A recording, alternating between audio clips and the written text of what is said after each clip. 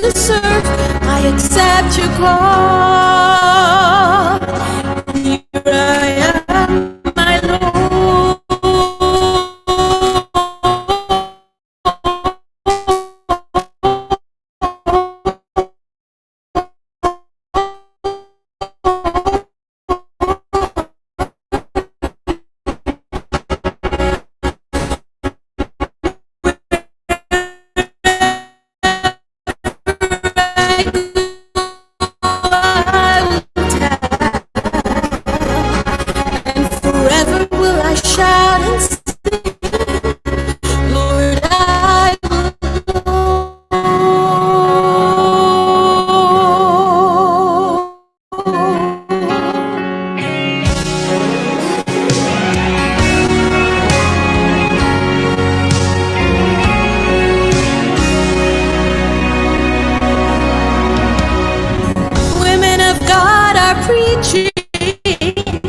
About his redemptive love, sharing God's love and mercy, forgiveness and joy.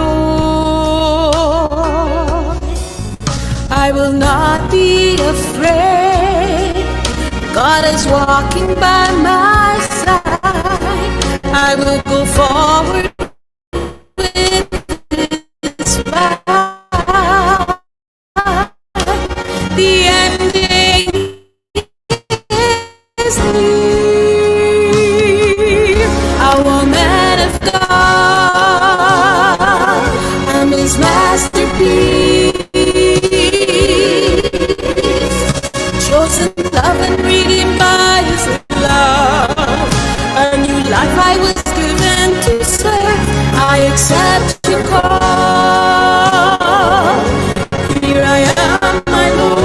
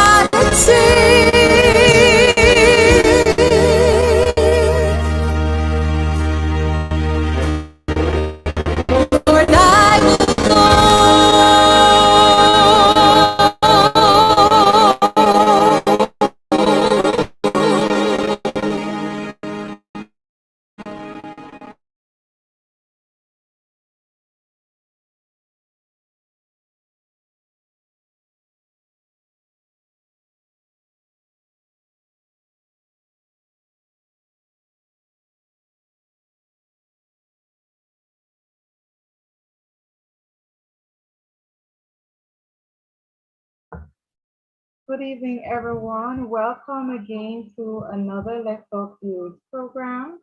I want to welcome each and every one of us. It's been a long day for a lot of us, and tonight we're going to be talking about being a new mother and what to do when the pattern is changing. But before we get into the welcome fully, we're going to invite the presence of the Lord in our midst this evening one more time.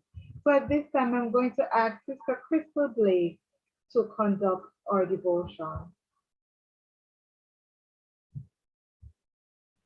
Good evening, everyone. Okay.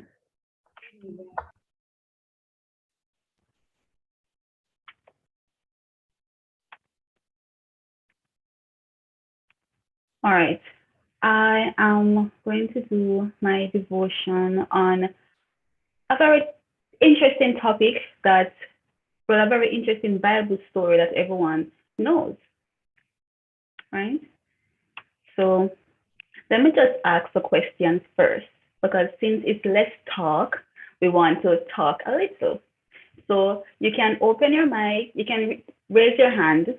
Yes, you can raise your hand to answer the question, and Kimani will acknowledge you. But my question is, knowing what you know now on your Christian journey, what is one advice you would give the younger generation about not giving up? Right? So the question is, knowing what you know now on your Christian journey, what is one advice you would give the younger generation about not giving up?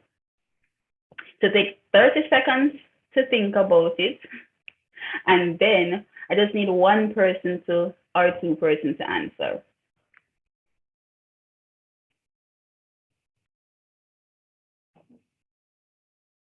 So I want you to really think about it.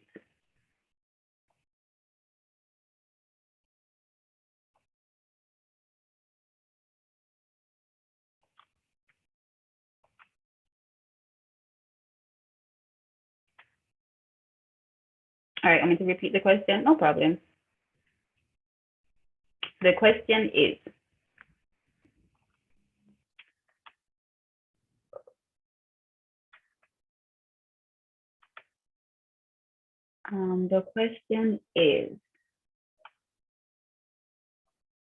knowing what you know now on your Christian journey, what is one advice you would give the younger generation about not giving up? That is the question.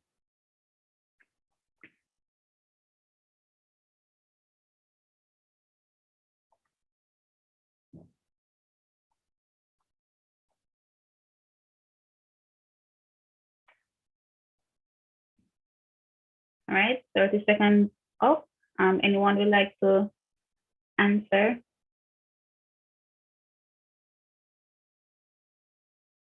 Have faith. Okay. Okay. Anna's hand is up. Pray when in doubt. Yes. That's a good one. Pray when we're in doubt. Remember the moment God carried you through before. Keep relationship with God. Great. Those are some great advice, right? So Galatians 6 verse 9 says, let us not become weary in doing good, for at the proper time we will reap a harvest if we do not give up, right? So what do you do when you feel like quitting? Because I know, because I can share that sometimes, we do feel like giving up, feel like God is not basically answering our prayers in time, right?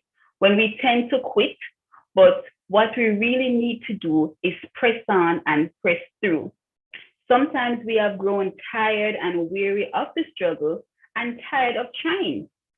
And we tend to miss many blessings because as us young people, or even young in heart, we like to throw up our hands and do the, can't bother. Let's just put it to rest, right? Let's just give up, right? So, and we're tired of trying. And we miss many blessings because, as I said, we throw up our hands in the battle. I don't know why this is moving so slow. Okay. We tend to throw up our hands in the battle and say, just forget it. A common phrase that we tend to use, or we just do this 4-letter word, do the action of this 4-letter word with a sigh. right? We just sighed and said, I can't bother with this. This is just too stressful. I don't want to do it no longer, right?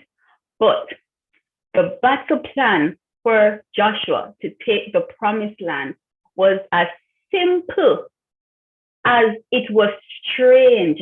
Anyone ever just take a like a good minute to just think about what God told Joshua and the Israelites to do, right? It was really strange indeed, complete with marching for 7 days around the city of Jericho. A whole army shouting and priests blowing trumpets, right? And we can continue reading more in Joshua 6, verse 1 to 27. No, that was a strange plan indeed. We can all agree that was indeed strange. But if we take a minute to look on it and say that God's infinite ways often don't make sense in our finite minds, right? So God, we know that God thinks way ahead. God knows the future. So when he tells us to tell the Israelites to be marching around the Jericho wall for 7 days, to shout and to blow trumpets, I know like some of the Israelites were like, Joshua, what's you and God putting us through now? You understand? I can just imagine them being all confused, not having too much faith in this master plan. But you and I know that God's infinite ways are often like it's too big for our mind to comprehend, right? So sometimes we have to be willing to look ridiculous and be radical to live a remarkable life. So sometimes when we have the Holy Spirit is giving us that nudge or that urge to stand up in the bus, to say something or to just tell that person that Jesus loves them or Jesus loves you, you understand? We get scared.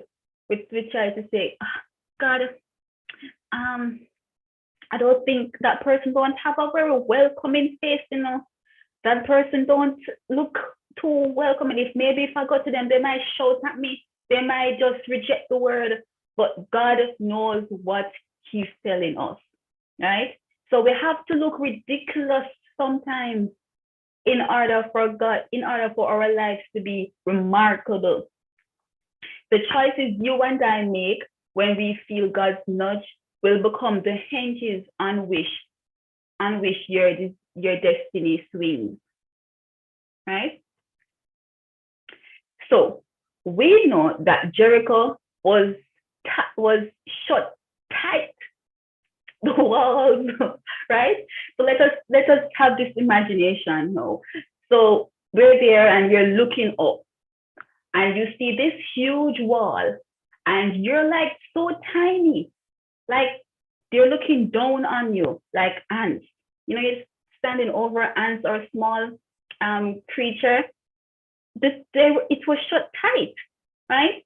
So that's what Joshua 6 verse 1 says. So sometimes it can feel like our promises are shut tight as well. You understand? You've been praying for that new house for a while. You've been praying for that new job for a while. You've been praying to go back to school for a while. But it seems like, God is not there. Like God just wrap up the promise that he says that he has for you very tight, right? But God is just testing us. Can I get an amen? Amen. God is just testing us. That doesn't mean we should give up.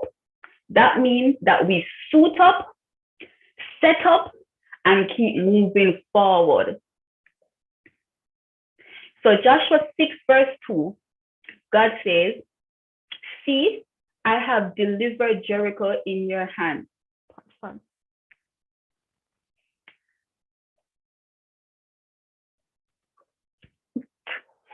Let's see. All right, so Joshua 6 verse 2, God says, see, I have delivered Jericho in your hands. Anyone can tell me the key word? Just text the key word in the chat. See, I have delivered Jericho in your hands.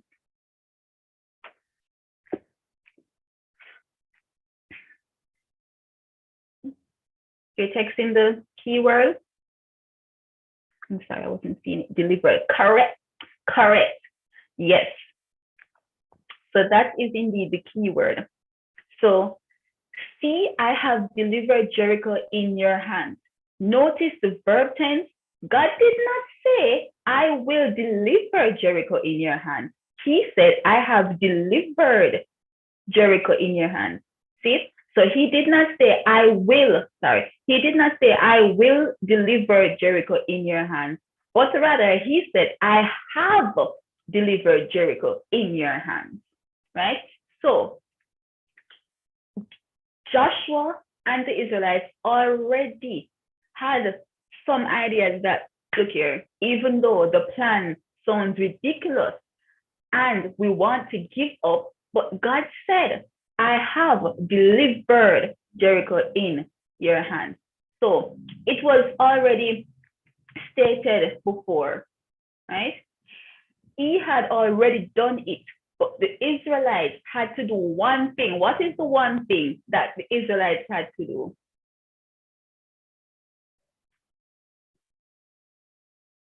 The Israelites had to do one thing, and that one thing, that four-letter word, was to obey, right?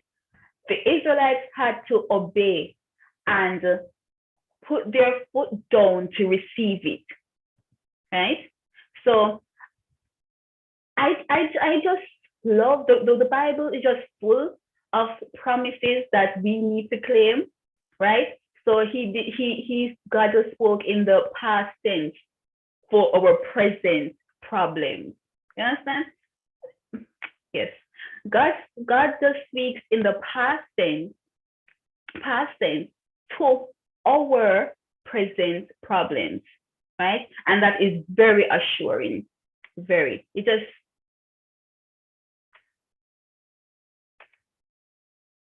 That is very assuring to us. All right. So let us continue with the dilemma. All right. So what would you do when God says doesn't match up with what you see? Because I know the Israelites heard the promise, because God said, I have delivered Jericho in your hands. And when they went to Jericho, they saw this huge wall, a huge obstacle. And they're going to start to wonder now, how is this possible?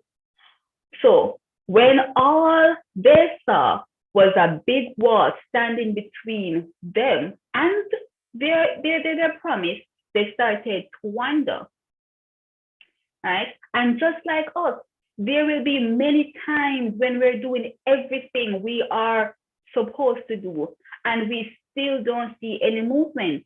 The Israelites walked around Jericho for 6 days, and as far as they could tell, nothing happened, right?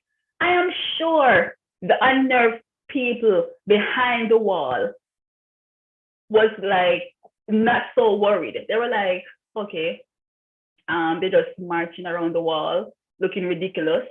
They're not going to do anything to us. But as far as the walkers could tell, that's the Israelites, not one brick fell, right? This is where many would have given up. They march around the wall one day. They march around the wall the second day. They march the third day. They didn't see anything happening. They're concerned, should they continue to walk or should they give up, right? When they didn't see any progress, right?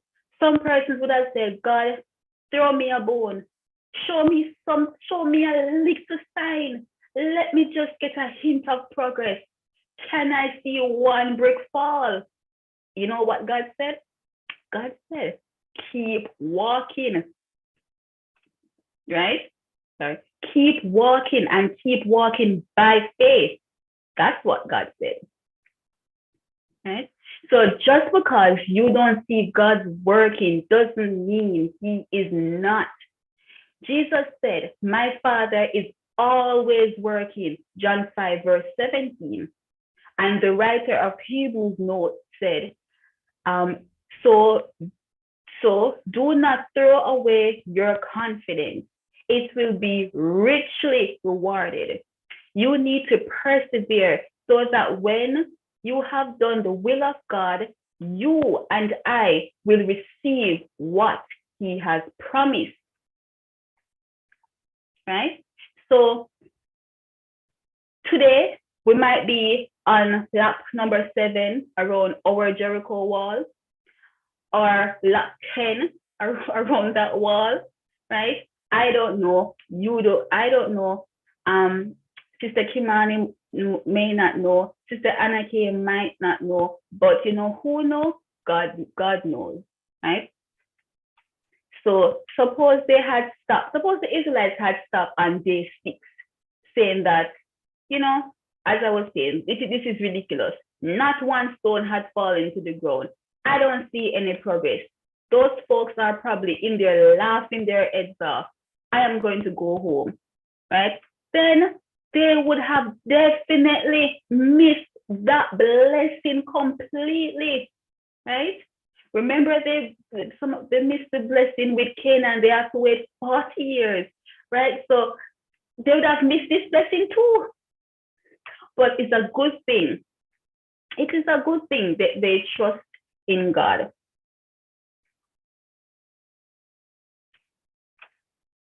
As I wrap up, so you are, as I said, I may not know what you're going through. You may be considering that it is your last lap. You want to give up. You want to throw up your hand. You want to say, I can't do this anymore. But just remember that do not give up. Do not give up. God has a big plan for each and every one of us. And if we continue to press on and persevere, we will definitely reach our promised land. We'll definitely achieve the blessing that is in store for us, right? Our prayer should be, Lord, when I feel like giving up, hold me tightly in your arms. Give me strength. Fill you with the power of the Holy Spirit on the inside so I can persevere, and push forward, right? Right. So that is the end of my devotional. So as we continue with that short devotional, we will remember not to give up, right? Let us pray. Dear most righteous and compassionate Father, thank you for a wonderful day today. Dear Father, as the devotional thought says, do not give up. I pray that each and every person online here, either on Zoom or on YouTube, will be given that extra boost, that extra strength that they need from you to allow us not to give up. Allow us to continue to march around our Jericho wall another time. Give us the strength to keep marching, to keep fighting, to keep pushing forward. Lord, allow us to have that faith in you and to be obedient to your word. Give us the strength, God, so when we face our obstacles, we face our trials, we will remember you and that you are always leading us, and that your words are not on fallow ground, and that your words are very reassuring, and your words have never failed. Your words are true. Dear Father, thank you for loving us. Thank you for forgiving us of our sins. In Jesus' name I pray. Amen.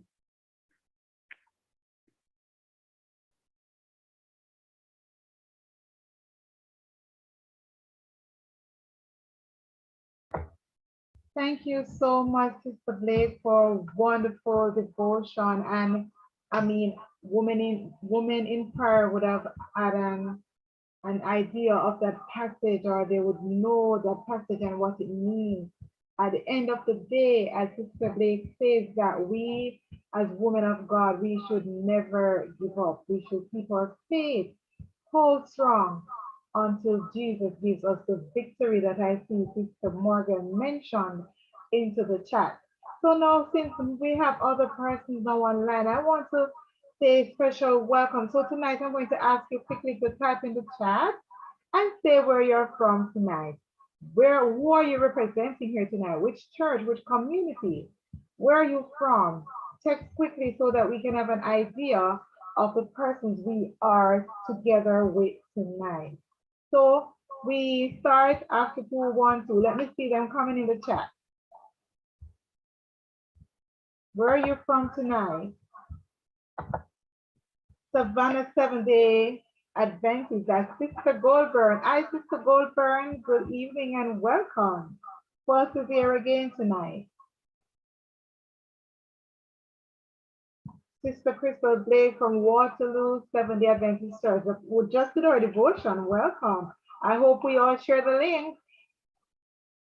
Sister Knight, Edmonton, Canada. Welcome, Sister Knight. And you will soon know all that is tonight.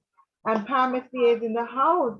And I'm sure I saw my sister online from Pennsylvania. Welcome. I see individuals from Rose Hall. Is there anybody else that is online?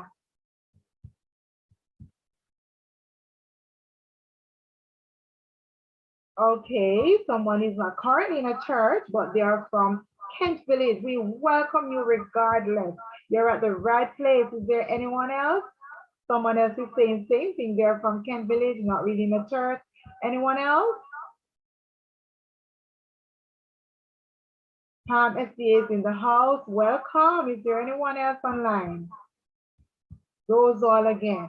And I'm sure maybe there are others online and others to come on. There should be persons from Portmore here online.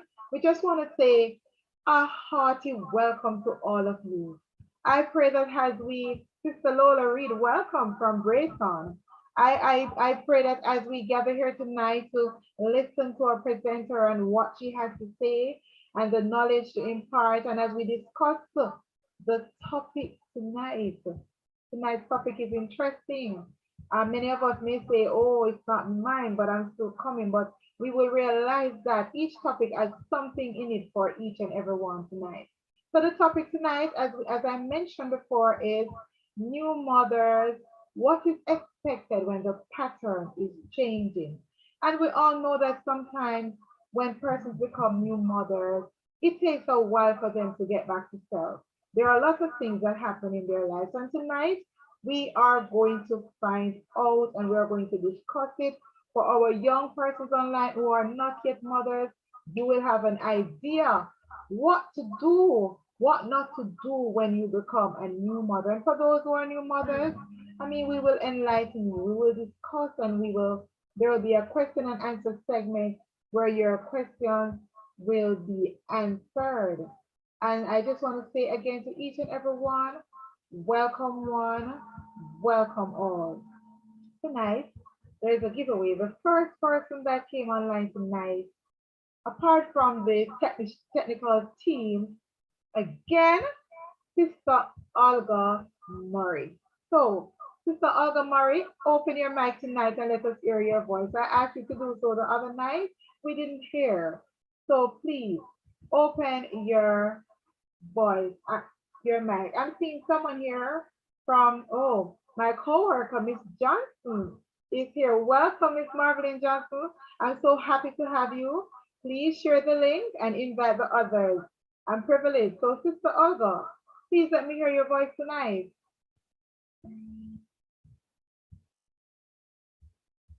Let's see if she's still on. She's still there. Sister Olga Murray? I'm from Orangefield. Welcome, Sister Olga Murray. So you have won yourself your second phone card, which you will receive tonight. Congratulations. And Thank you for tuning into our Let's Talk series.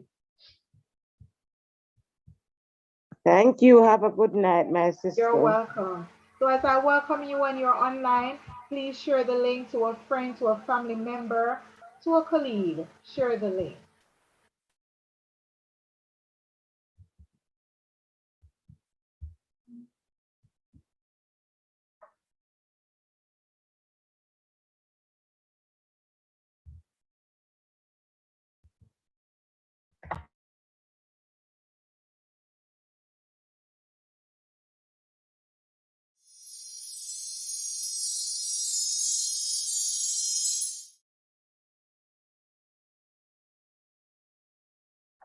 Okay. So it's now time for our nuggets. As you know tonight, that each night we do give us a nugget. And I say us because I'm a woman too. And the nugget is for all women. So Joshua 1 verse 9 says, have I not commanded you? Be strong and courageous. Do not be frightened and do not be dismayed. For the Lord your God is with you wherever you go. The good news in this is God tells us throughout the Bible, do not be scared. He is with us always in life, and we can gain power through his love. That is our nugget for tonight. So as we continue our journey, remember the good news. God tells us throughout the Bible, do not be scared. He is with us always in life, and we can gain power through his love. Have a wonderful evening, folks. At this time, I'm going to ask our dear sister Polly from the Rosal Seventh-day Adventist Church to do the introduction of our presenter.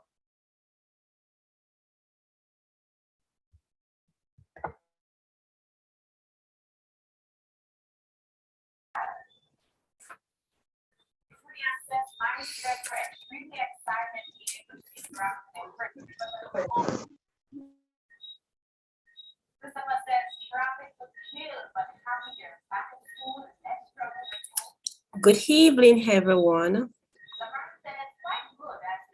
It's my privilege to welcome our speaker tonight.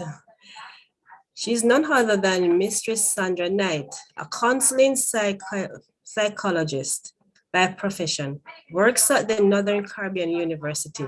She has been married for 38 years to Dr. Clifton Knight, the Education Director for Central Jamaica Conference.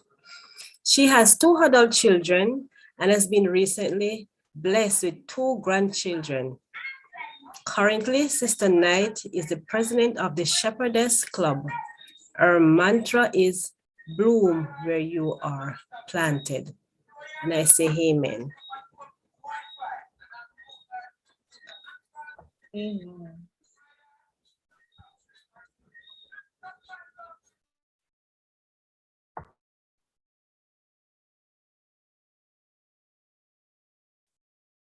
Good evening, everyone.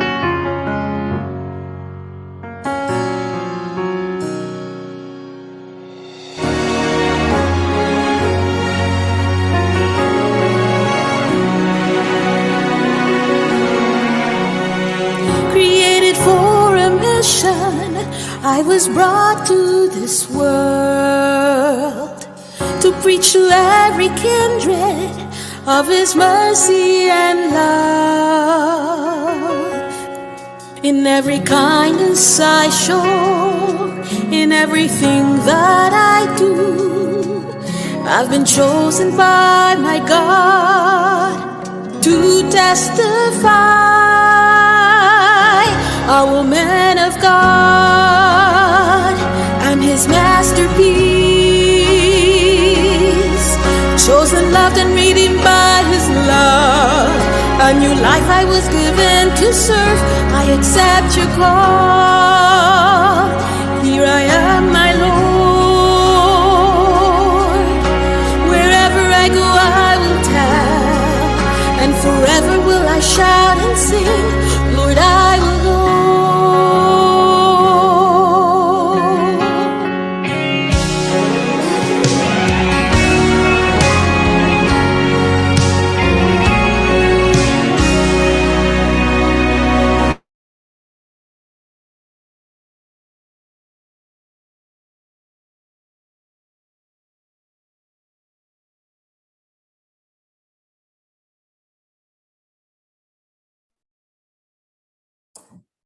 Okay, good evening, everyone.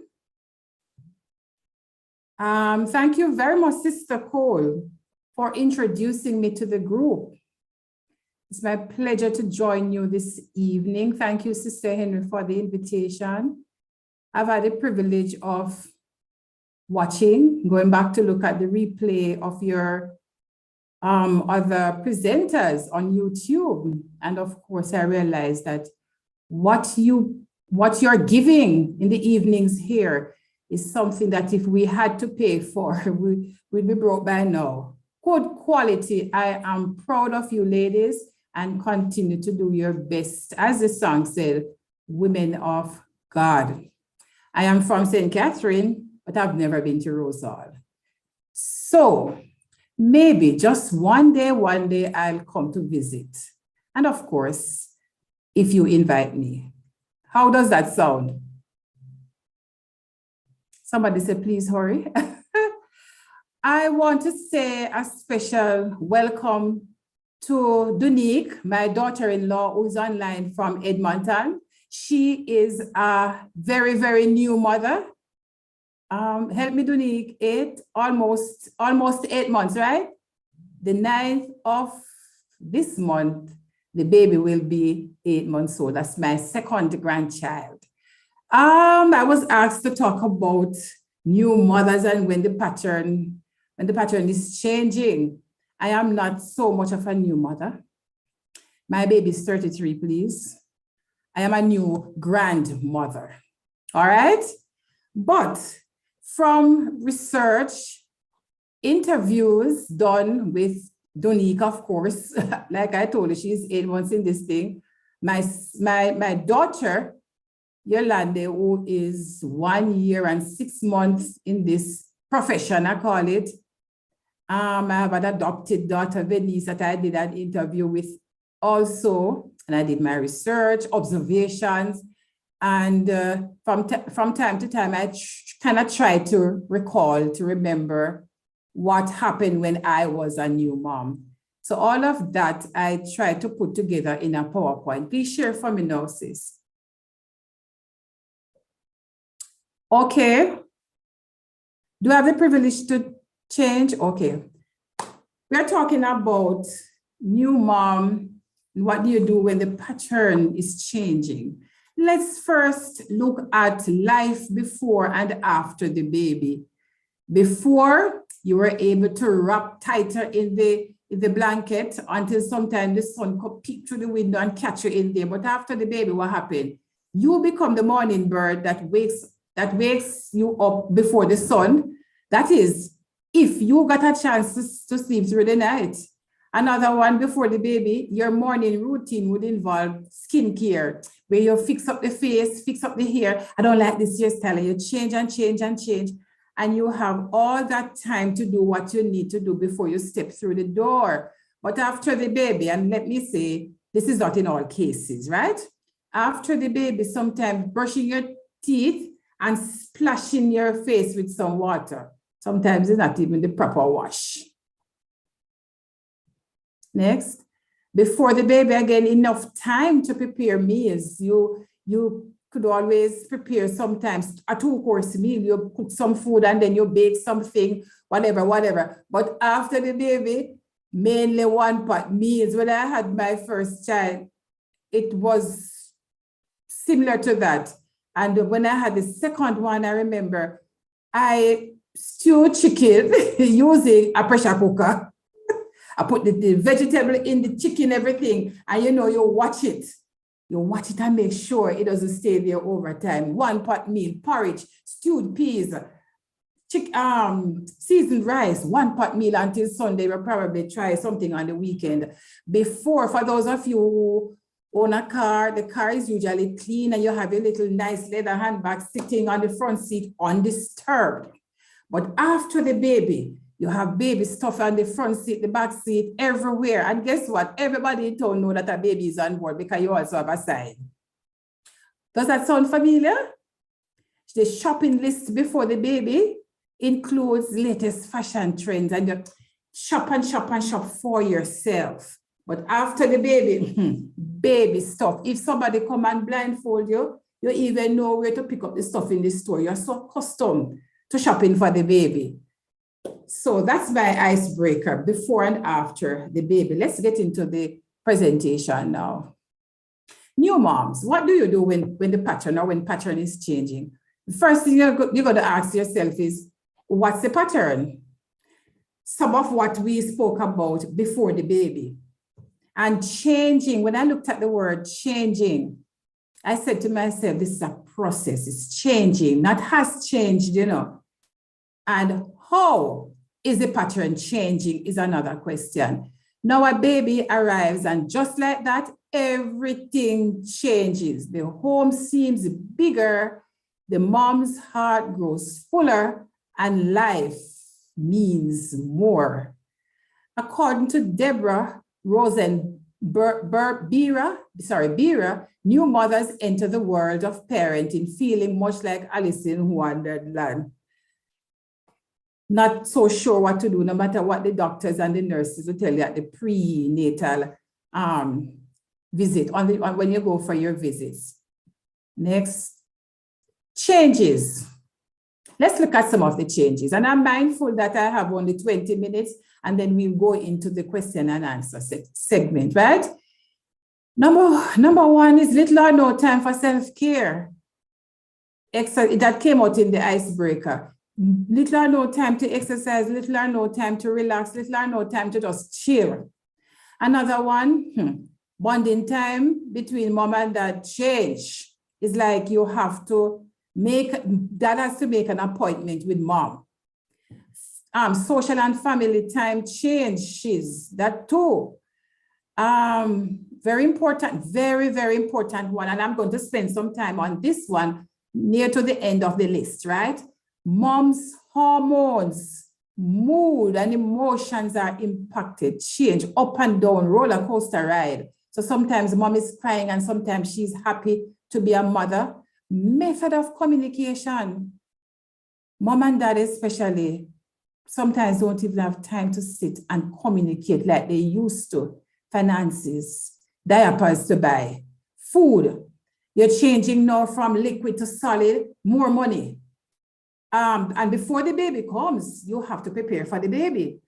No, it's illegal to have a baby in the car without a car seat. First time in Jamaica, when I was coming from Kingston with my kids, when I gave birth and I was living in St. Mary, how did I travel to Spanish Town with them, to St. Mary with them? In my lap in the front seat?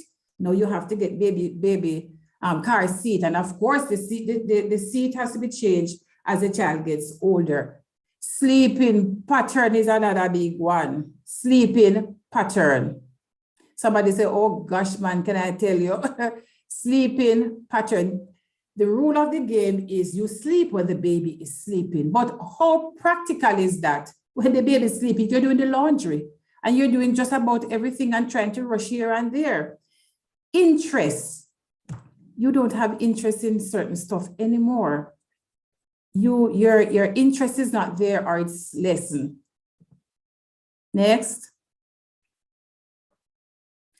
Baby's feeding time and the choice of food, all of that will change because sometimes the baby will eat during the night and another time the baby will sleep throughout the night. And the choice of food, like I said, by the time they reach 4 or 5 months, you have to be thinking about buying or introducing solid food. In Jamaica, of course, the cornmeal porridge and the works. And then another thing, this minute the baby is good, when you introduce eggs, and the next minute you have to run to the emergency room, and it's like that banana, same thing, and maybe peanut butter, and you have it roller coaster ride. And of course, the house now is like a big playpen. All the niceties in the living room and elsewhere, you have to put them aside. Toys everywhere. Even if you have a playroom for them, the toys are everywhere. Laundry size and the frequency of doing your laundry change also. The size of the laundry now is not just for 2 or for 1, it's for 3 or 4 of you. Moving on. Now, I did say that I'm going to spend a little time with the hormones. Most of you have heard about baby blues, right? We're talking about postpartum depression now. And I told myself that this is important to kind of stick it in a little, because a lot of new mothers, especially when you have, after you have the first child, you have heard of the baby blues. That's because it's quite common for new mothers to feel a little sad, worried, and fatigued. It is completely normal and usually fades in a few weeks. Fine. That goes without saying, right? While some of the symptoms sound the same for postpartum depression and baby blue, they are not the same. Postpartum depression is different from baby blues. Postpartum is a lot more powerful and it lasts much longer. It shouldn't be taken lightly.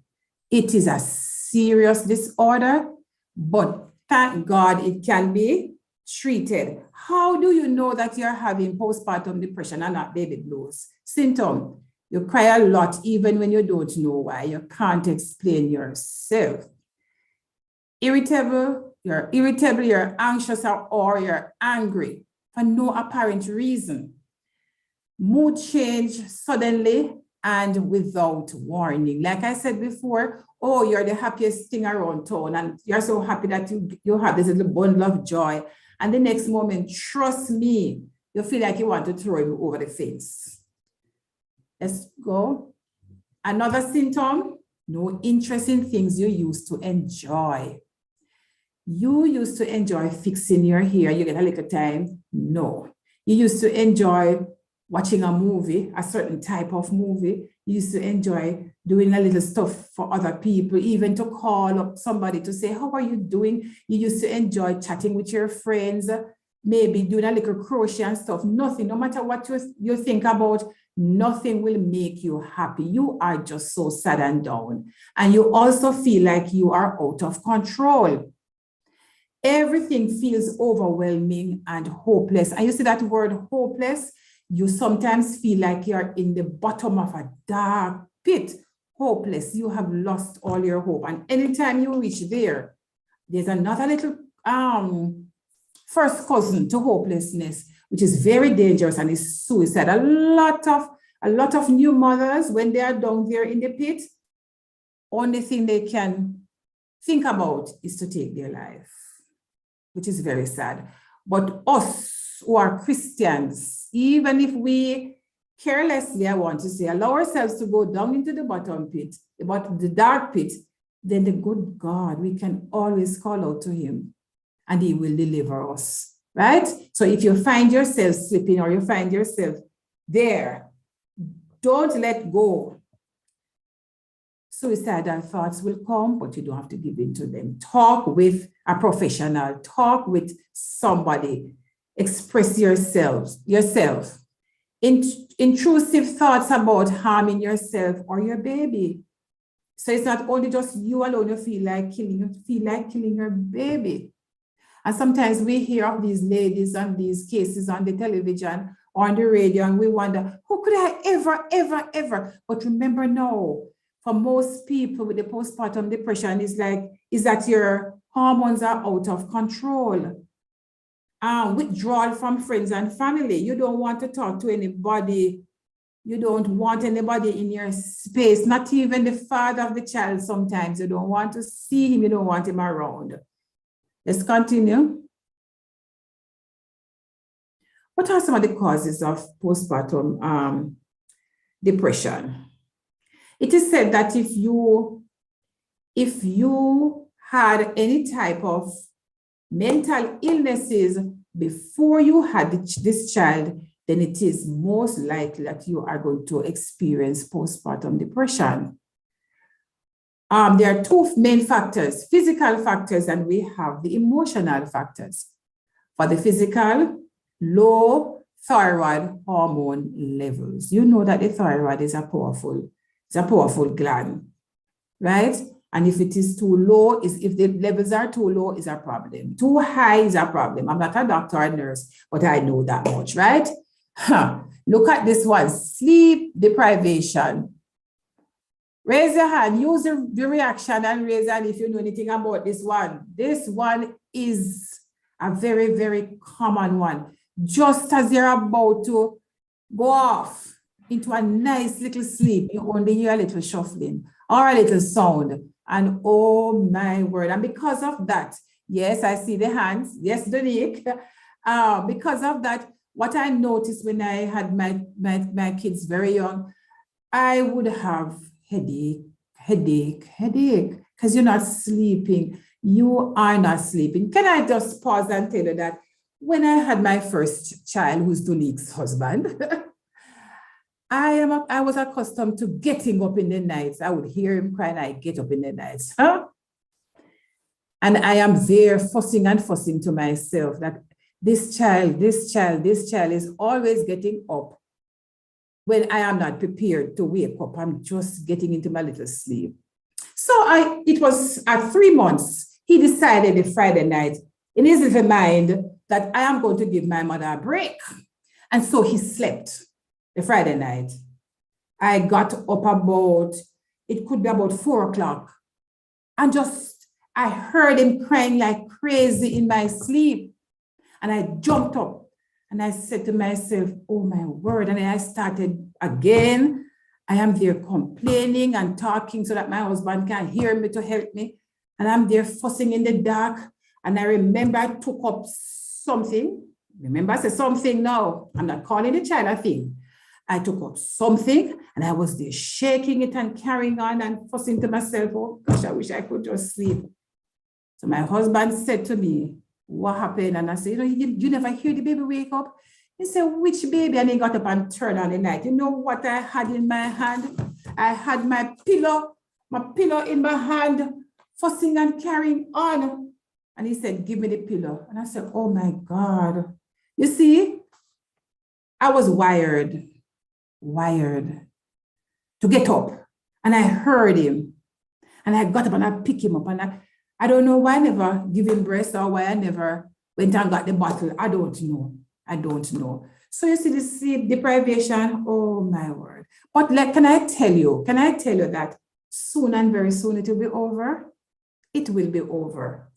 When I heard that my second grandson is sleeping through the night until when, I said, wow, at 8 months. Then the older one would just take his last bottle or whatever cup and he goes off until 8, 9 o'clock the next morning. I said, see? But when you're experiencing it, it's like there's no end to it. So my encouragement tonight to those of you who are right there, yes, somebody's saying, I know the feeling. Sometimes I feel like crying. True. It will soon be over. And that is the reason why people have so many children sometimes, because after you go through the first stages, and you say, but it's not so bad. So you go back and you have a second one. And with the second one, because you know the end of the story, you manage a little better, right? Inadequate diet. Sometimes the food is there, but it requires cooking and you are alone. So you don't bother to cook, you grab something, a bite here and a bite there. But remember, especially when you're breastfeeding, that you really need to have a balanced diet and also for the hormonal changes and stuff. But sometimes, yes, I know it's not possible, but all of those are physical factors that can cause postpartum depression. Another one is underlying medical conditions. That goes without saying too, underlying medical conditions, the diabetic, and if you have other medical problems. Emotional factors, recent divorce or death of a loved one. Imagine you're pregnant and no soon after you become pregnant, the man asks for a divorce and the divorce happens before or a little after the baby is born. You're left on your own. That's a hard one. Or while you are there with the young baby, somebody died, the death of a loved one, that is going to throw you into postpartum or can throw you into postpartum depression. And look at the word depression is right. Social isolation, emotional factors, social isolation. No, it's kind of not so bad. When I lived in St. Mary and had my 2 children, you want to talk about, I didn't really isolate myself I was not even forced to. I was in a situation where no neighbors, my nearest neighbors were banana and planting trees. And then I have to walk down the road to find a church sister's house to kind of chill. And because of that, sometimes I feel so lonely. But now you people have internet, you have the phone to call up everybody, you have, what they call it on the TV, cable. So sometimes you're forced into that. But listen, try and keep connected to the outside world. Try and keep connected with God, because social isolation is an emotional factor that can lead to postpartum depression, financial burdens. Wow.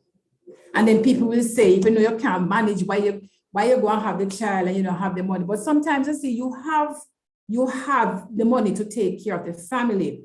But here comes a child. You never plan for a sick child. You never plan for emergency in terms of you, the mother's health. Something just happened during child's birth or after child's birth, or a lot of stuff may happen. So financial burden too can cause postpartum depression. There's hope. There's hope. We have treatments. There's hope. So you don't have to stay there and suffer. Medication. Antidepressants, they have a direct effect on your brain. So most times they give you the antidepressant because the antidepressants too can alter the chemicals that regulate your mood and your hormones.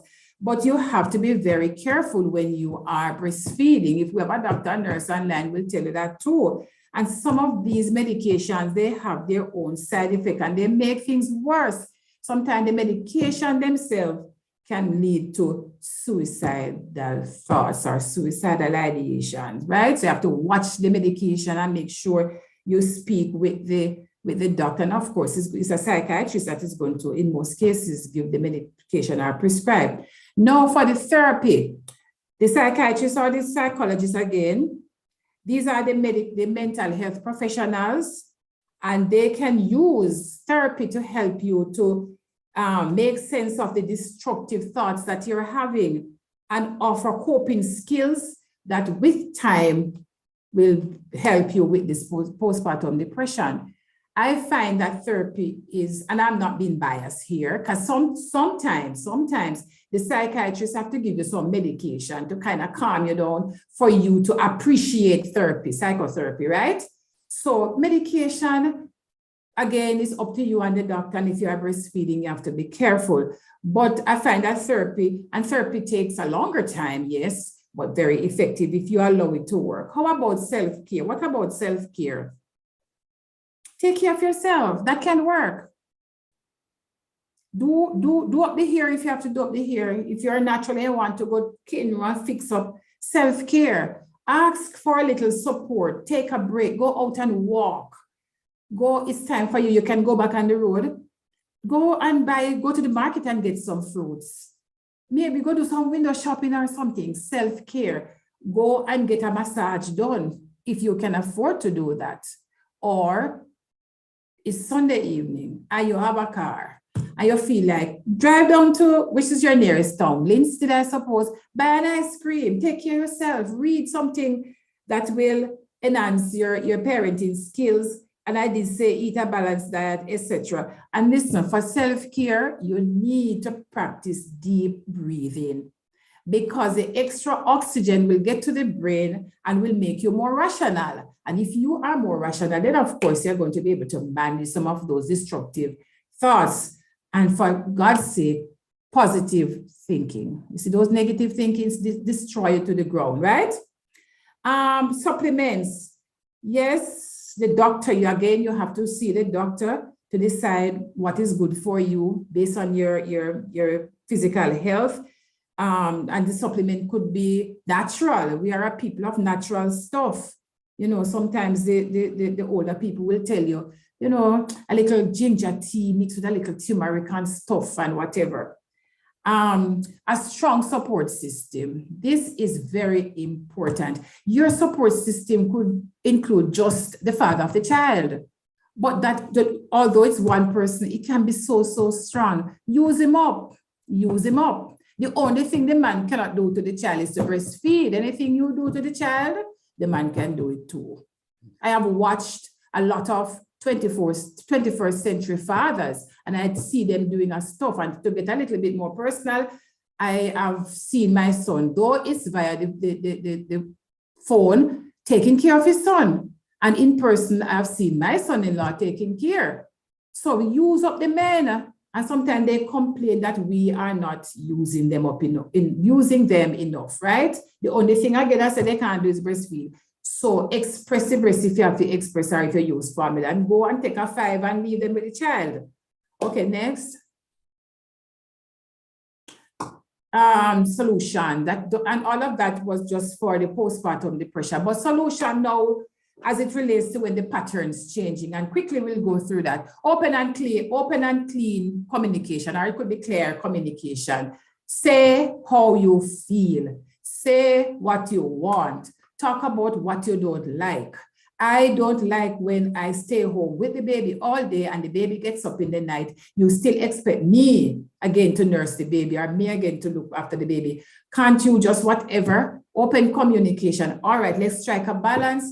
I do it in the week, and on weekends, you try to help more. And see it again, teamwork, make the dream work. Husband and wife, you have bigger kids too. You're not going to do what we call parentification and turn the bigger children into parents like I had to do for my siblings. No, but include them, let them do little stuff. Strengthen your support system. We looked at that again. Consistency. And when you're looking after the babies, listen, it is said that they are their own little psychologists. They're little and tricky, you know. And when they cry, you go and pick them up. Tomorrow night, they're going to cry again. Because guess what? Somebody coming to pick me up. Be consistent, have a realistic schedule for the baby and the mother, and follow the schedule. I have seen again by observation that, because in my time, I never have any realistic schedule for any baby. I just think that you can fall asleep in my lap and I put you down, and when you wake, and when whatever. But nowadays, I realize now from observation that these kids, when you follow a routine and a schedule with them, they follow with you. It's bedtime. You're going to bathe, you're going to read a story, you're going to give the last bottle and whatever, and they go off. Technology, and I got this, of course, from the young people like Dunique, technology, the baby app. Remember now, we know that when you're going through the postpartum depression, or if you're not even going through postpartum depression, because you are so confused sometimes and you have so much to do, sometimes the memory, you don't even remember, when did I feed him again? When did I put him down to sleep? But the app, I was told, will tell you all of that. And as it relates to the feeding, same thing. And technology, if you want to call this technology, where they have the camera, the monitor on their phone, you are in the kitchen.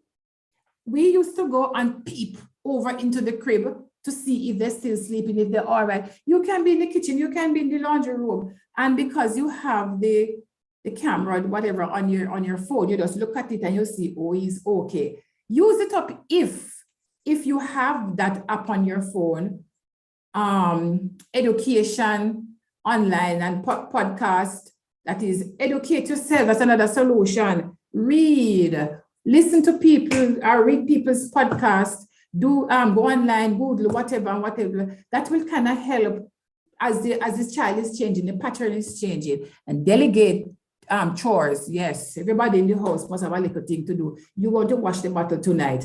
You're going to do that for the baby. You're going to do this for the baby. And that should help as the patterns change. Next. Manage your own feelings of stress and frustration. Again, positive thinking. Manage your own feelings of stress and frustration. Be intentional again about self-care. Have a schedule. Every Saturday night when the baby is sleeping, every Sunday evening, I'm going to do that. Or on a Tuesday evening, this is what I'm going to do for self. Be creative about keeping your marital relationship alive. It's kind of hard, but you have to be creative to keep the marital relationship alive. When I had my first child, the crib, I turned my face to the crib. And in turning my face to the baby crib, I turn my back, give my husband. Then guess what? Even when I'm sleeping, I say, if I turn my back and he wake, I'm not going to see. I'm sleeping, but I'm not going to see. So I always sleep and face the crib. And I say, oh my word, but you have to be creative. What are you going to do to keep your marital relationship? I'll ask somebody to come in and babysit for you for 2 hours. A relative, and it doesn't mean that you're going to pay the person. It could be a relative. And go out for dinner, go out for a walk, go out to eat an ice cream, something. Or while the baby is sleeping, cuddle up together and watch a movie. Don't sweat the small stuff. If you are to follow every little thing, the small stuff about parenting, these little newborns, then you're going to be nothing. You're going to be stay there and waste away mentally as mothers. Listen to me. I am not telling you what is not true. I have experienced it. Every little thing bothers you about this child. The child is hot. The time is hot. And so it has heat rash. Once you can confirm that is heat rash, fine. Wait until the time gets a little cooler, or do what you need to do. But don't go running up and down and doing all the tests in the world, right? Don't try to be the perfect mom. None of us can be the perfect mom. Filter motherly advice. Everybody have an advice to give. Somebody from church, in the community, your mother, your friends. Filter. Not that you're not going to accept, filter them, right? And show your appreciation, but not everything is good for John, is good for Mary, right? Stay nourished, and we looked at that already. Stay nourished, feed your bodies. You make the porridge for the baby, drink some, man. And my closing thoughts, like new moms, new dads experience changes. Let's give them some attention as well. They are experiencing the changes too. Maybe not the hormone, but then everything else, the financial changes and the this and the that, and the house no look like what it used to look like when they come from work. Pay them, give them some attention. We are in this thing together, and together we are going to ride out our storm. It's a blessing and it's a beautiful thing to be a mother. New mothers or mothers to be, stay close to the Lord. Build your support system, and everything should be right. All right, or everything should be okay in a while. And it takes just a few months. Although at different stages, you're going to remember now you're going to have different changes happening. But for the most part, it's not going to be about the sleep, right? When they get to daycare and they get to wherever, even when they reach university, you're still going to be experiencing some new things because they're coming now to introduce girlfriend and boyfriend and stuff. But take it one step at a time. Thank you very much. Now it's time for questions.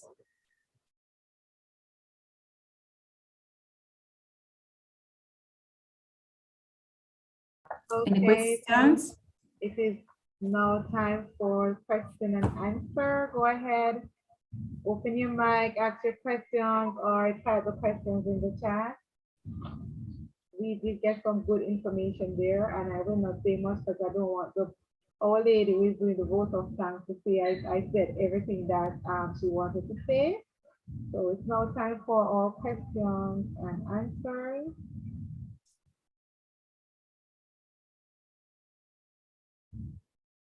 Okay, I'm Sister Mike. For young mothers who are so you look at our scene, your new mothers, what happens when the pattern change, right? So most time our new mothers are, especially nowadays, mostly young persons. Young as in young and firm and nice, everything is up there, and breastfeeding come into play. There are some mothers who you hear they say, "Oh, I'm not going to breastfeed my baby because I don't want to lose my figure." What advice do you have to give to those mothers today that are those who are probably thinking of having children and are afraid that when they give when they breastfeed, they're probably going to have saggy breasts, or what advice do you have for those mothers today? Personally, my child's health comes first. And if I have the nutrient that the child is supposed to get, I am going to give it to the child. Later on in life, I will make sure I wear the proper bra or whatever to keep them looking firm. The man who is the father for the child knew me before I had a child. So if you can't appreciate, and a lot of times, you know, we do these things and we do these things just for the men. Have clear discussion with him. This is me. This is post me after the baby. And one change I didn't talk about was the fact that your physical structure will change most times. Some people, they never look like they've ever had a child. For some of us, we put on all them 60, 70 pounds since the last child, you know. But I believe that the Lord, that's how the Lord made us as Christians, made us as Christians. We cannot deprive the child. I mean, for sickness or for other reasons, where you don't have the milk is not coming down, or if you're sick or you have to be on certain medication, fine. But if everything is right with you, why deprive the child?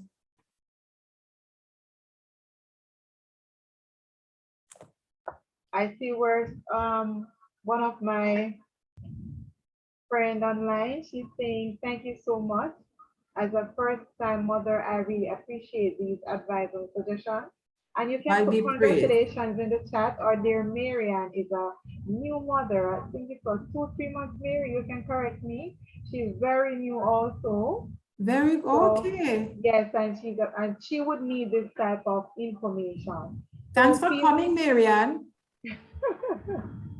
2 months. 2 months. Wow, very new. Yes, and I see Kajona saying congratulations to you, Marianne, all the mothers online. And so I know this information is really needed.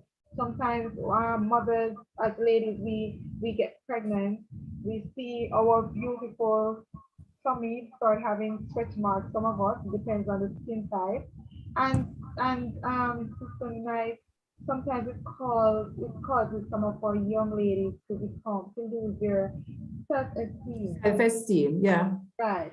So how do you speak on that for me, please? The gym is there. There are a lot of ways in which we can lose the baby fat, you know, but sometimes, again, because we are not finding the time for self-care, by the time we are ready to do some self-care, oh my gosh, instead of the 10 pounds, we reach 30 extra pounds. But yes, I will agree with you that the change in the body size can really affect your self-esteem. But we have different ways of losing back the baby fat. So research it, get some type of support, maybe with another 1 or 2 new mothers, and go walking, or be an accountable partner for somebody else and all of that. So exercise, eat right. Self-care. Sister Knight, I don't know if you can answer this question, but the person is asking, what is a good remedy for removing stretch marks? One of the things is, well, go ahead tonight. I have heard about cocoa butter, liquid gold is a good one. I heard. I am so blessed that mine, they're kind of just not there. It's a type of skin you have, you know, but I am not sure, but I know for sure, I have heard it before that cocoa butter is good. I don't know. Maybe you could research that or check with a dermatologist. Well, that's what, when I was growing up, that's what I hear. I don't know if it is true. Or coconut oil, let's say. Yes, but as I said again, it depends on the body type, because even though you'll find persons with stretch marks, once upon a time, persons with stretch marks, you are sure they had a child. Yeah. My knowledge. But now you will find that you have females with stretch marks and they don't have a child. So I don't know if it is what we eat. I know the skin type has a lot to do with it also. Right? Can I say something? Sure. I was surprised to learn that there's a fashion going around now that some of the young people, I heard they are on Instagram. You put on the bath suit and I don't know what, I think it's tiger stripe, they call it or something. You have some people know it is a big thing and it adds to their self-esteem to show the stripes. But not all of us are the same, you know. So for some people, it elevates their self-esteem and for some it damages the self-esteem. So it all depends on you. And I think, Sister Knight, I think some of that occurs that affects women because of how men or their partner look at them Yeah. after having the child. And there are Sure. some partners that you will find that will say to you, be proud of your stretch mark. It's the beauty of motherhood. Right? Yeah. So I would encourage ladies online tonight. So if because not everyone has stretch marks, only some persons. But if you do happen to have your stretch mark, look at it as your mark to say you were blessed and you were able to give birth to a child. Many persons out there are not able to do so and wish that they could get some stretch marks just because they need a child. And it's the same thing with the C-section too, the scar. Right. Yeah. So even with the C-section, Sister Knight, a lot of ladies when they get C-section, they tend to sometimes change their figure. Depends on the body weight, it will change their figure, especially the tummy part. And you know, some females they will become again it will affect the self-esteem, their self-esteem, while some will just embrace it because they're just happy to have their child. My question to you is, I mean, I heard you said some of it in the presentation that ladies are supposed to do self-care. But what if after all that after you have had that child and after all that self-care, your husband still just don't find you attractive? Your husband just don't what? Find you attractive anymore. Then the both of you need marital counseling or something is wrong with him. Sometimes it's self-care that you need to look like one of those movie stars. Neither him nor you can't afford it because it means surgery, it means plastic surgery, it means all different kind of stuff. So a good man will be patient with you, give you the money if he has it. Some of them good and don't have the money, but open and clear and clean communication. And if we have any men on the chat tonight on the platform, just be nice to the ladies, you know. This is not a sin. I didn't go out and damage myself.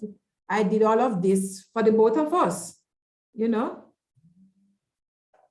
And may I say something about C-section and natural birth versus natural birth?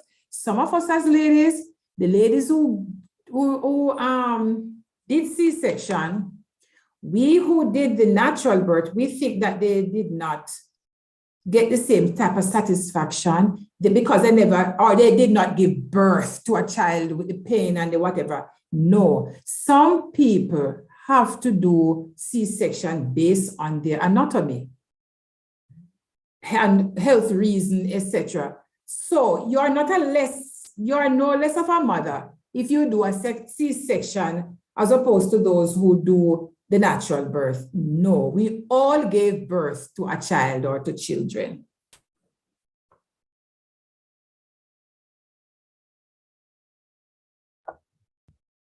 So we ought to be thankful to God for our child, whether it's by natural birth or by C-section.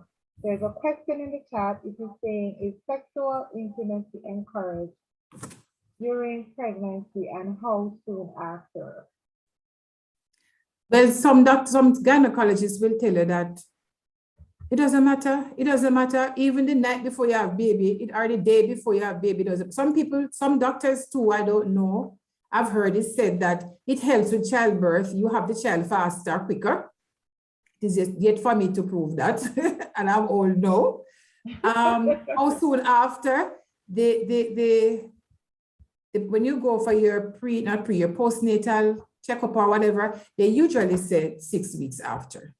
It's usually the recommendation is 6 weeks after, but again, it all depends on your anatomy and what else are the different complications that sometimes, come along with giving birth to a child. Right. So it doesn't really matter unless the doctor advises you accordingly. Right. All right. So it's so nice.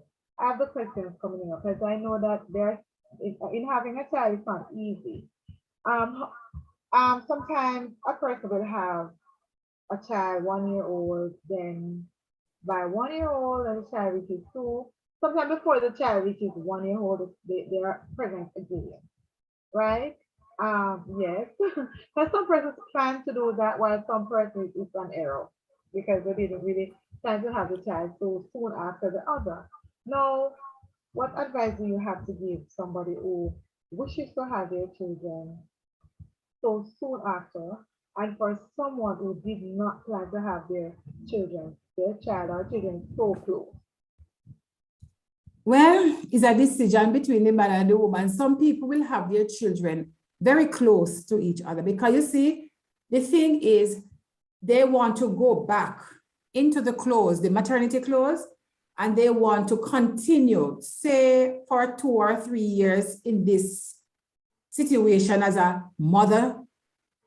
And then when they leave and pop up, they leave and pop up. Some people are like that. They don't want any time, any portion of time between. I'm dealing with child care now. I'm dealing with parenting at this stage now. When I pop up, I pop up. And some people, they get married late, and time is of the essence. So you don't want to reach 40 and you don't have a child. So you got married when you were 36. What are you waiting for? And you want 2 children. So I don't think there's a set time. I don't think there's a set time as it relates to having a children. It all depends on you, and it's a decision between you and your partner. But I don't think you should have the second one or the other one can't be under a year unless it's 9 months. But after a year and 6 months, 2 years, if you so desire. And another thing to check with your doctor, because the doctor will have to determine, what's happening medically. Are you ready to give birth to another child after all of the complications that you had before and everything else? They'll have to decide. The doctor will have to help you to decide that. Okay. All right. Does this affect the relationship? In what ways does it really affect the relationship between partners?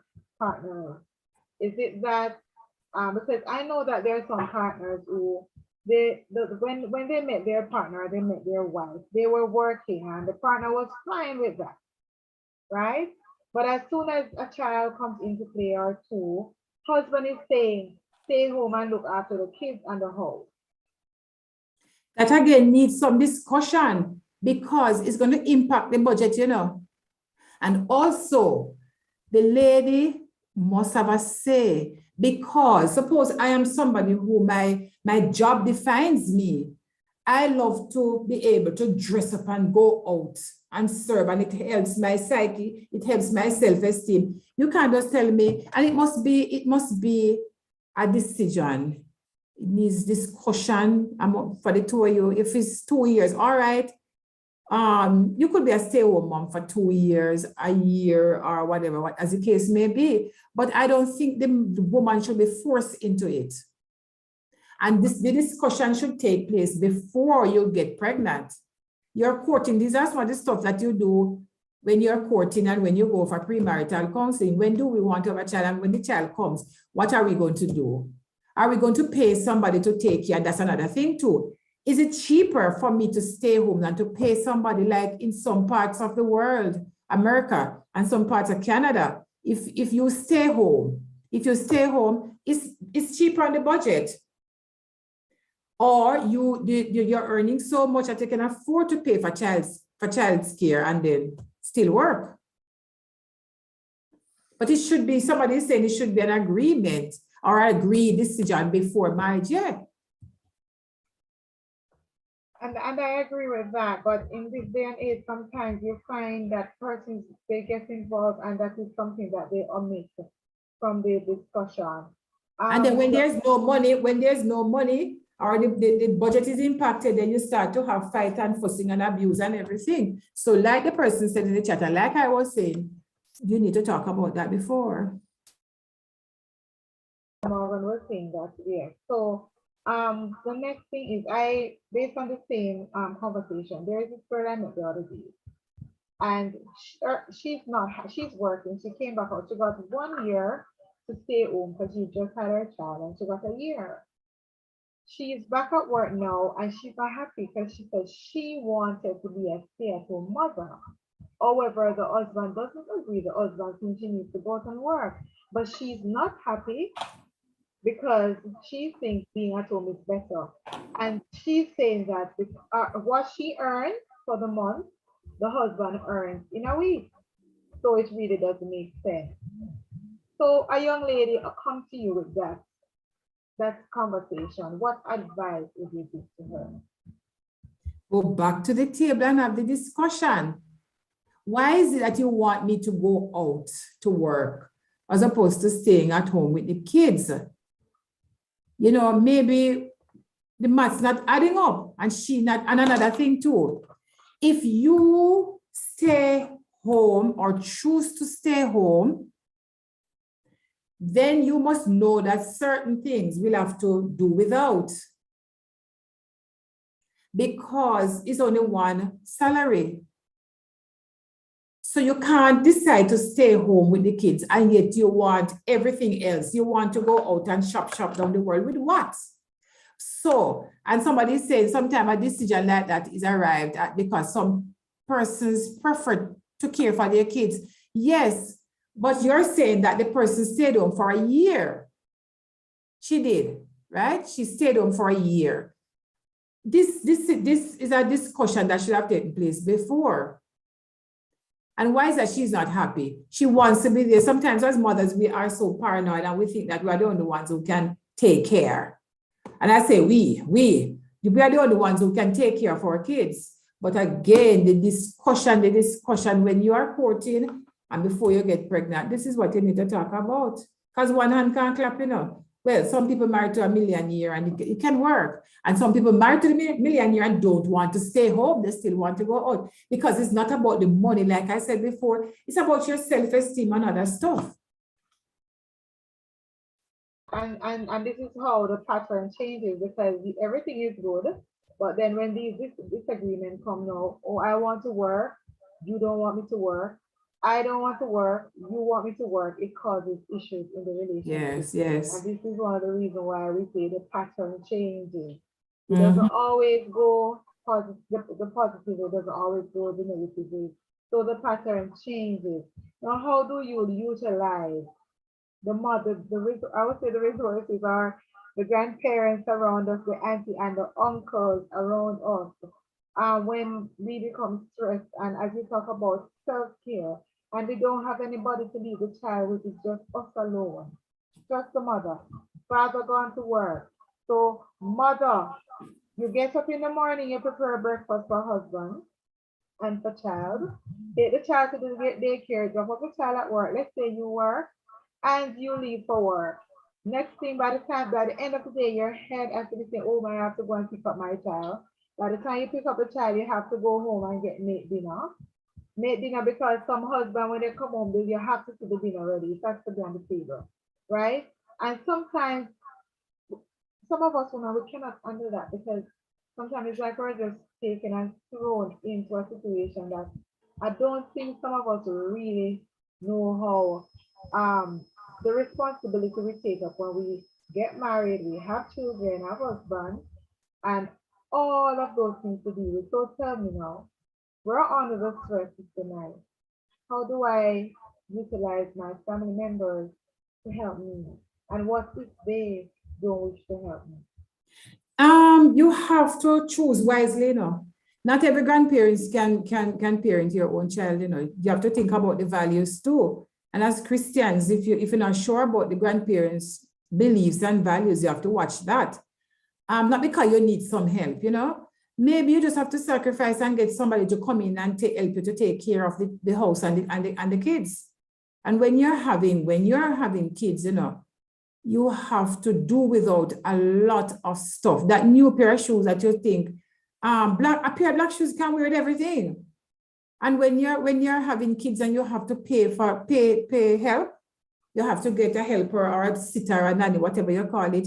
You can't go buy a red shoes and a blue shoes and a pink shoes for every occasion. The day will come when, you know, you are able to take them to school and drop them off, or if you're a teacher, you take them to school with you. So if the budget is impacted, then you have to make sure you know what you're doing. Because if you need the help, and that's why I talk about support system, make sure you have that support system. Sometimes a little old lady in the church, you could probably ask her to come by and babysit while you are doing something and pay her a little thing. It's an understanding instead of getting a full-time helper because minimum wage gone up. You know, or maybe a young lady at church who could come and just sit. You want somebody to sit with the baby while you do your preparation. Another thing too, as ladies, home management is going to be key. I would come home in the evenings because after my daughter turned 2.5 years, I never had any help at that time. After the helper left when she was 2.5 years old, I took her to school with me because then I was teaching in the high school and she went to the prep school with her brother. I would go home in the evenings and wash the children clothes, you know, them underwear, whatever, school clothes. And tomorrow morning I get up and I rinse them. I'm talking about your hand. And I'm talking about catching a bus to go down to Brownstone for 17 miles one way. I mean, you're tired, you know. And guess what your husband is doing? In the kitchen preparing lunch and breakfast too. He's doing something too. And the children trying to get themselves ready for school. So everybody must be a part of the plan and a part of the system. If they're not old enough, get somebody to come and just assist. You cannot depend on the husband alone. They are supposed to help. And I said, this is how they breastfeed, they can't breastfeed. But at the same time, we have to consider too that, all right, some ladies are at home and the man gone out to work and they expect the man to do 50-50 like them or 80-20. No, but he's supposed to come home, have his meal, clean up himself and help. Okay, what can I do this evening? I can at least keep the baby for the 2 hours and let mommy go bathe, chill. Maybe she want to go out to go pick up something at the store or something. But it's a discussion. The family, the mother and the father need to come together and they need to have a talk. It can't be the whole thing is an autopilot. No, we must talk and we must set up the schedule and we must, you know, especially on a weekend too, when the husband is not gone to work or the wife is at home too. I do love those points. Just to allow persons, because we're going to close shortly. Is there any other questions? Anyone wishes to ask a question? I see where someone is asking, how do you prepare financially for a child? But I want to, I don't know if Sister Knight wants to take that. Financially for a child, girls, if some people wait to have the money to take care of the child at a certain level, you'll never have any children. But seriously, you must know how you are going to take care of that child. It's your responsibility. The Lord gave you the child.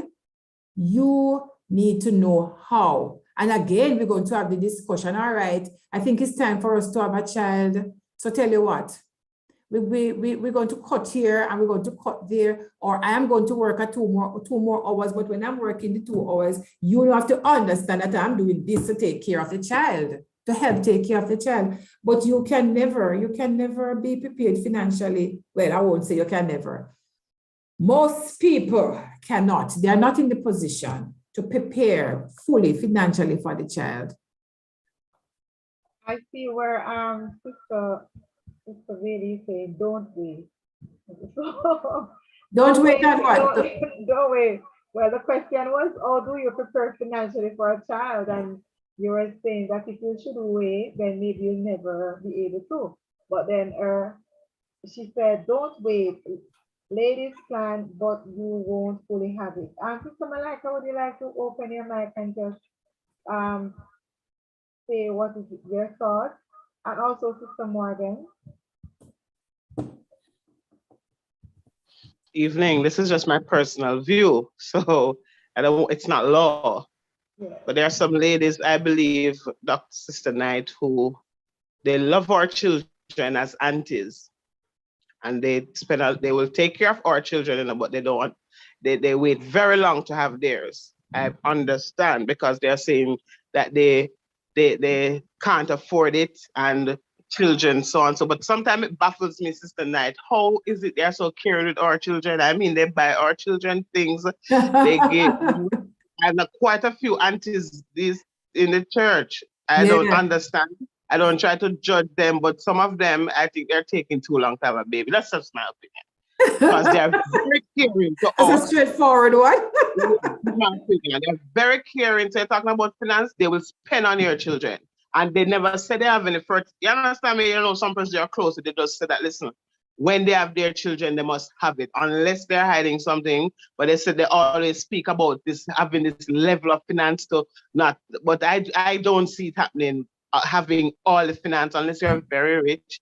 But most of us, you know, but I would encourage some of the aunties in the church who are saving a lot of money to have your children, that when it reaches a party, you have enough money to start off, just go ahead and have the babies. And give you some niece and nephews. Yeah, shall I tell you? Aunt. They're very caring. There are a lot of them in the church. I heard that. So Sister Morgan, you're still there. You can open your mic and make your comment on the topic.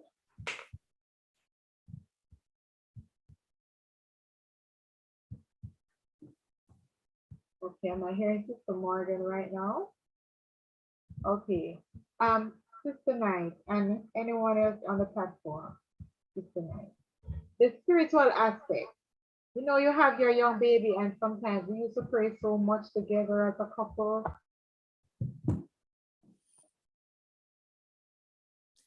You're With muted. the Lord, and the baby coming to the play now, or daughter or son, and it's all about the baby.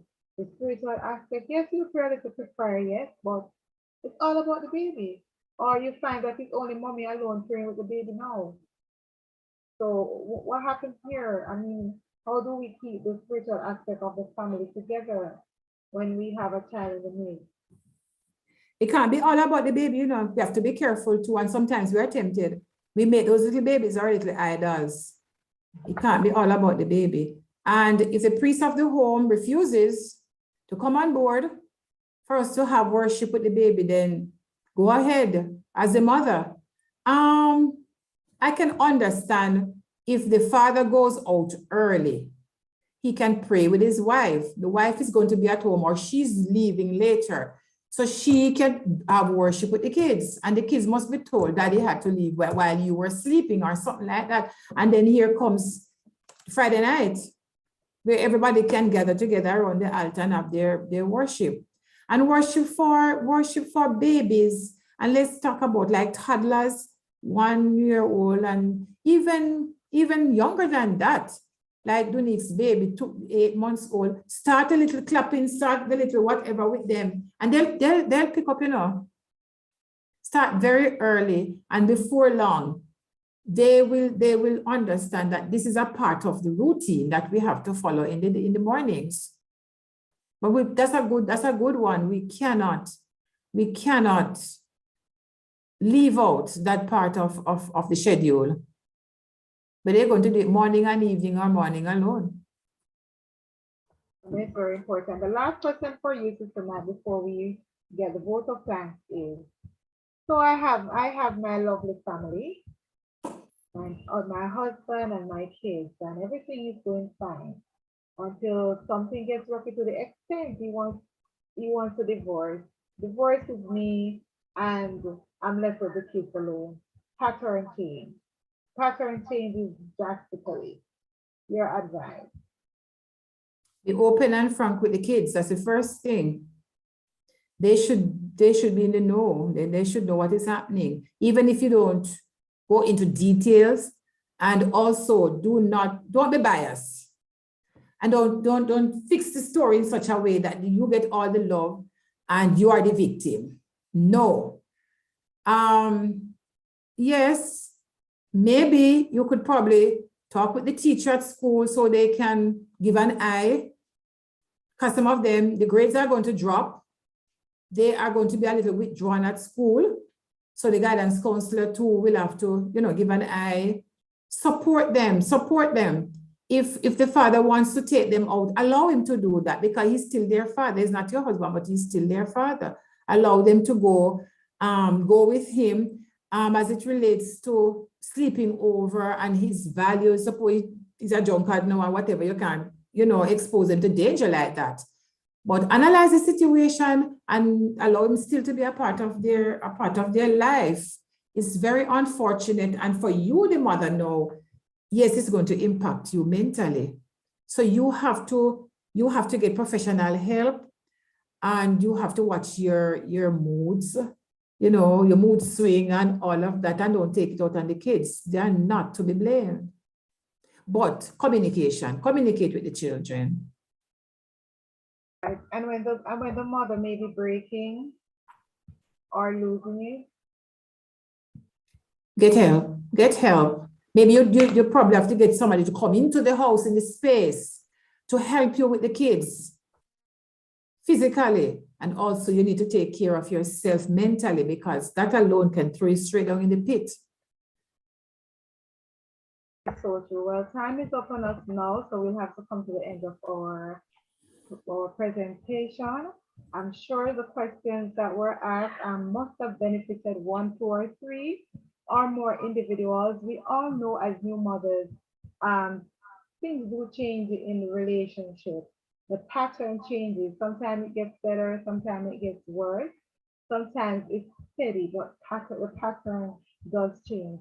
So I'll ask Sister Sandra Knight, what's her last remark for us this evening? After which we will ask Sister Anna K. Jones-Riggs to do the both of them. For your last remark. Closing remark. You're muted, Sister Knight. I said before that to be a mother is a blessing, and it's an opportunity that not everybody will get. Sometimes those of us with children, indirectly and otherwise, we sometimes, for a better term, show off on the others. Do not condemn anybody who is without a child. A lot of our sisters in the church and elsewhere, they are struggling with a lot of medical issues, and they don't talk about it. Encourage. And when it's time for, especially Mother's Day's program, be sensitive. Be sensitive for those who are married and still are without kids. Because like Sister, what's her name, said about some people, they don't have any whatever medical issues and they don't have any children. They don't want to have children, fine. But some people, they are spending their last dime to get a child, and they're trying hard. Sometimes it's not the Lord's will, and sometimes it's just that they need to try a little harder in terms of medical treatment, etc., etc. But it's a blessing. It feels good, and all of that. 33 years now since I held my baby, and I have grandkids. I am anxious and can't wait to hold that one, and I've held the other one when he was like this old. But I would never throw it into somebody's face. I am careful what I say around people who are still struggling to get pregnant, but let us be sensitive to those who are still without children. And those of you with kids, take care of them. It's a blessing, and the Lord expects us to take care of them. When I had my children, trust me, I was paranoid. Looking back now, there are some things I could have done better. Sometimes I even play God, like not even God can protect them, which was very bad. And the Lord forgave, yes. But it's a beautiful experience. Cherish your children. Don't turn them into idols, but take care of them. Thank you. Sister Knight, I know I said a vote of thanks, but there's something here Mhm. that I think I need us to say something about. You know, sometimes we have our children, and the father wanted the boy, but we got the girl, right? And it causes an issue in the relationship. And then the mother feels as if she did something wrong. Can you just advise someone online tonight that may be in that position? But we can't determine the gender of the child. If anybody who's going to determine the Cannot. gender is a man. You are giving. You are giving, and I work with you give me, right? but But seriously it's an issue thinking, though. yes, Unless yeah. one person Oh, say yes. it is an Especially with the boys, a lot of the men, when they get the girls, oh my goodness. If they don't get a boy, they don't feel good. It's the Lord, it's the Lord at work. It's the Lord at work. And again, communication. I can't give you what I don't have. I wish we had some men on the platform tonight. But that too can be a problem. That is so true. That too can be a problem, but it shouldn't be a problem. So don't be discouraged in the process, right? Yes, yes. Thank you very much, Sister Knight. I will allow Sister Anna Kay to Welcome. do the vote of thanks.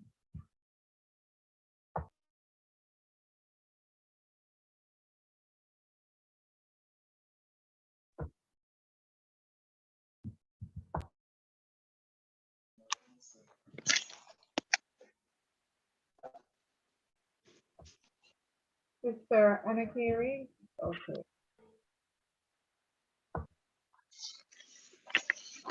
Okay.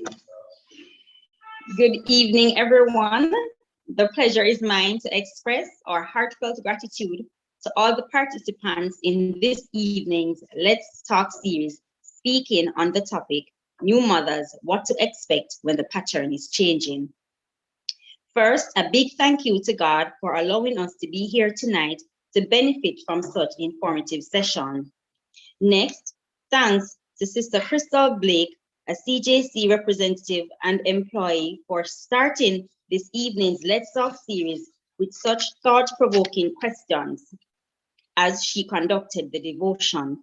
My takeaway from the devotion is that we should not fear, but rest assured God delivers. All we have to do is obey him. I hope you have your takeaway as well. Sister Henry, our host of the Let's Talk series, shared the nuggets with us, which provided inspiration and encouragement. Thank you. Thanks too to Sister Coley of the Hall S.D.A Church, who introduced the presenter for tonight's session to us. Special thanks to Sister Sandra Knight, counselor and a psychologist, for imparting such valuable information to us, particularly the women. I am sure we are better able to identify what happened or what is happening to us as young mothers.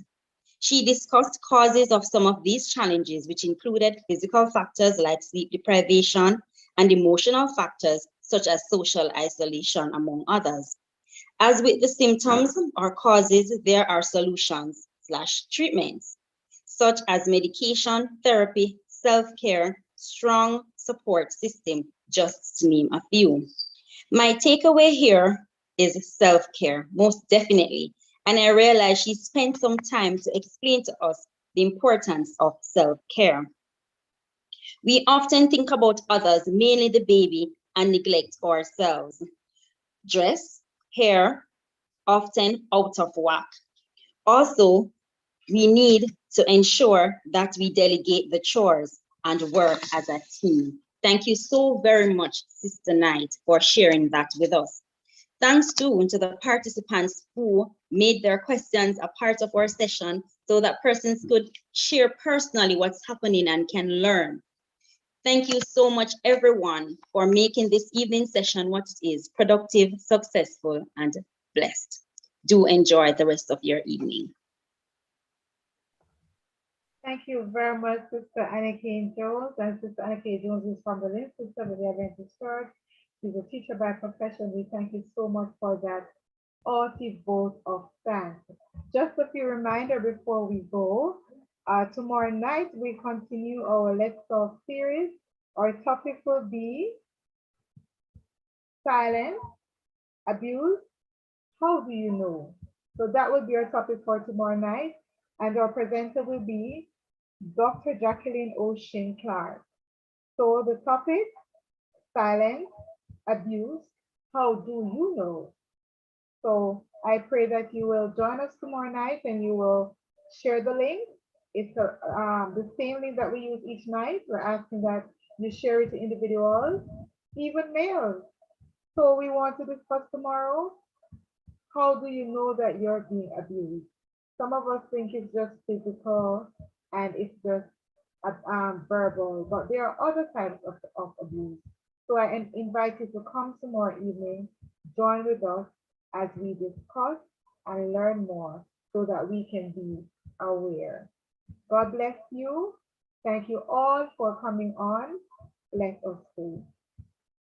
Our Father who art in heaven, we thank you one more time for another night of discussion where we have learned knowledge has been imparted unto us and we share our views, we learn and learn. For those who are online who are mothers to be and mothers now and even all the mothers that have learned from tonight, I pray God that you may help us to apply it. Help us, Lord, to know that you are God and in every situation we should put you at the center of it all. Father, there are times our children come into our lives and things happen negatively, but help us not to lose our focus, but to know and to be reminded that our children are a blessing from you, Lord.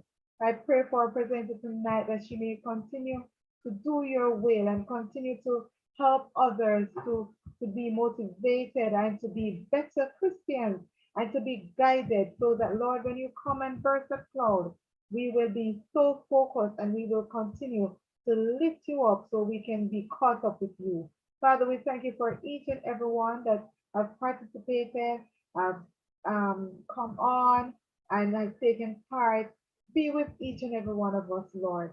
Continue to be with us, women, even those who didn't get to join tonight, Father. I pray, God, that you may be with them also. Be our comforter, Lord, in everything that we do. And I thank you, Lord, for your victories that is to be won.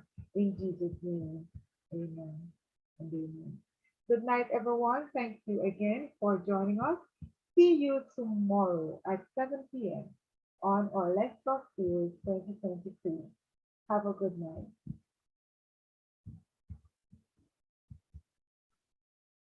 Good night. Good night.